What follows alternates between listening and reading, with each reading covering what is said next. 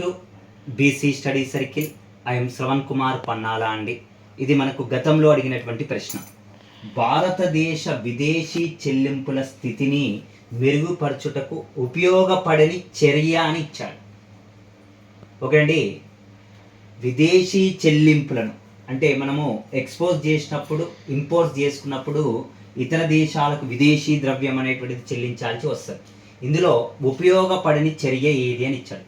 ఎగుమతులపై ఎక్కువ సుంకాన్ని విధించుట, దిగుమతి ప్రత్యామ్నాయాన్ని ప్రోత్సహించుట, నెక్స్ట్ దిగుమతిపై ఎక్కువ సుంకాన్ని విధించుట, రూపాయి మూల్యహీనీకరణం అండి, డివాల్యుయేషన్ అంటారు.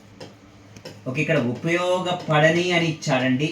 ఆన్సర్ ఏదండి అంటే దిగుమతిపై ఎక్కువ సుంకాన్ని విధించుట అనేటువంటిది ఆన్సర్ అవుతుందండి. ఇవన్నీ కూడా విదేశీ చెల్లింపులకు మనకు మెరుగైనటువంటి పరిస్థితి అనేటువంటిది చెప్పవచ్చండి. కానీ దిగుమతిపై ఎక్కువ సుంకాన్ని విధించుట అనేటువంటిది మాత్రము ఉండకూడదు. Answer third one is the correct answer. Thank you everyone.